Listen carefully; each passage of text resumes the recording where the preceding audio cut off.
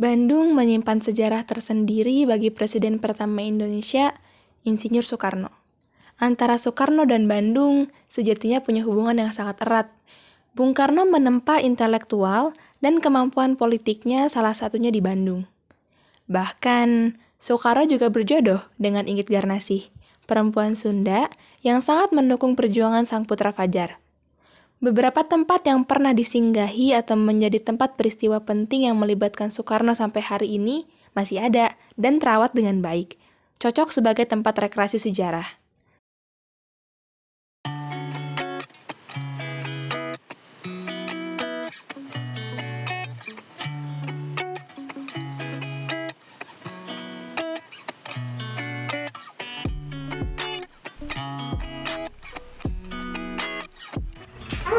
Hai. Nah, jadi di sini kita tuh sekarang lagi ada di tempat yang jadi salah satu bagian dari perjalanan Soekarno di Bandung, yaitu rumah Ibu Inggit Garnasih. Ibu Inggit Garnasih ini rumahnya di mana sih? Ini Jalan Citayam nomor 8 Bandung. Rumah Inggit Garnasih sendiri juga merupakan wujud penghormatan kepada seorang wanita yang sedang ikut merintis pada masa kemerdekaan dulu yang bernama Inggit Garnasih.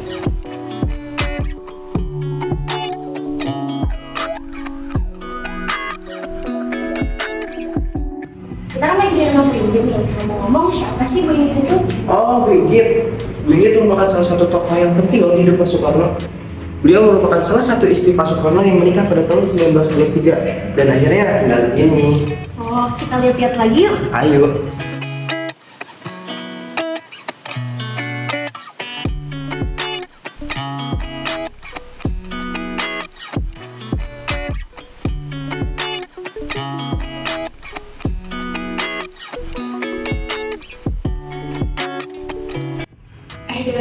Masih dulu tuh, sebelum Soekarno dan Ibu Inggit menikah, Soekarno pernah tinggal di sini loh. Wah, kapan? Iya, jadi waktu itu Soekarno tuh masih jadi mahasiswa teknik Modern School, yang sekarang dikenal sebagai ITB. Terus Soekarno minta izin sama Bu Inggit untuk tinggal di sini, jadi kos. Dan pada saat itu, Bu Inggit yang menikah dengan Hadi Salesipun menyetujui, tapi ternyata perasaan tidak ada yang tahu. Baik Soekarno ataupun Inggit saling menyimpan rasa sampai akhirnya Soekarno menceraikan istrinya dan Bu Inggit juga menceraikan suaminya. Kemudian mereka berdua menikah pada tanggal 24 Maret tahun 1923. Oh, kamu tahu nggak sih, tempat ini juga jadi sejarah perjuangan Soekarno untuk mencapai kemerdekaan Republik Indonesia sebelum ia dan Inggit dibuang ke Flores dan Bengkulu. Oh ya? Iya, dan juga tempat ini itu sebagai diskusi kawan-kawannya sampai terbentuk Partai Nasional Indonesia atau PNI pada tanggal 4 Juli 1927 dan Sumpah Pemuda pada 28 Oktober 1928. Dan Partai PNI itu diganti namanya menjadi Partindo pada tanggal 29 April 1931 kan? Iya, benar. Ya. Ngomong-ngomong, Bu Inggit sama Pak Soekarno nempatin namanya dari kapan sih? Berbaru sebenarnya asli rumah Pak Soekarno dan Inggit menempati rumah ini dari tahun 1926 sampai tahun 1934. Wow, lama juga.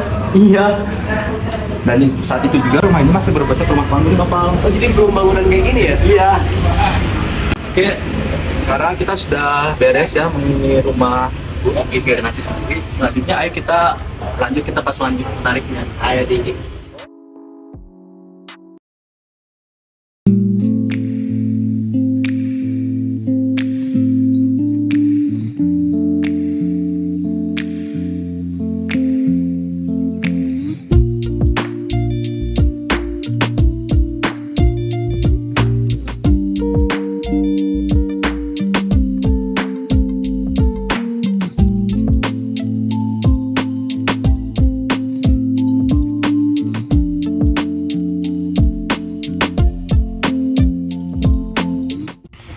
Keren banget pilihan lu tempatnya.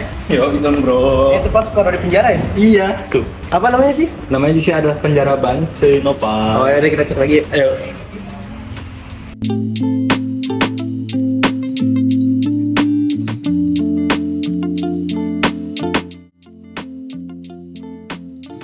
Nah, di sini sel nomor 5 yang dulu ditempatnya sama Soekarno waktu dia dijebloskan ke penjara Bancai ini. FYI-nya, Bancai itu adalah penjara dengan tingkat rendah.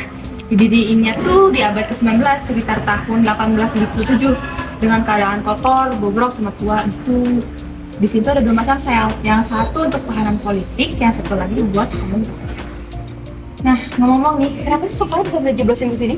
Jadi tahun 1927 Soekarno kan mendirikan Perserikatan Nasional Indonesia atau PNI.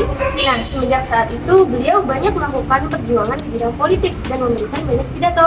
Salah satu pidatonya di Solo pada 1929 membuat pikiran Belanda resah.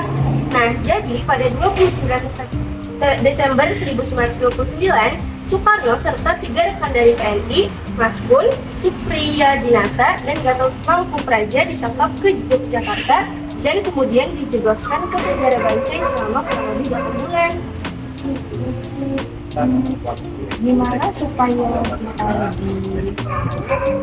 kita lihat penjelasan?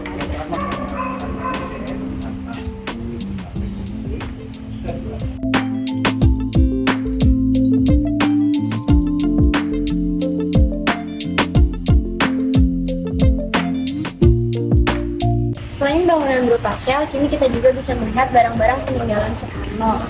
Di penjara tersebut dihiasi kalimat ungkapan Bung Karno, yaitu "Kukorbankan diriku di penjara ini demi bangsa dan negaraku Indonesia." Replika bendera merah putih juga tertancap dalam tiang di depan penjara. Gambar Soekarno dalam ukuran besar untuk mengingat jasanya juga terpampang di dinding bersama ukiran, Garuda dan teks Pancasila. Bentuk penjara yang masih utuh seperti saat Bung Karno ditahan pemerintah Belanda, ini juga tetap dengan pintu besi hitam. Itulah sepenggal perjalanan penjara ini yang dulu bernomor 5 dan dipakai Bung Karno pada tahun 1929 hingga 1930.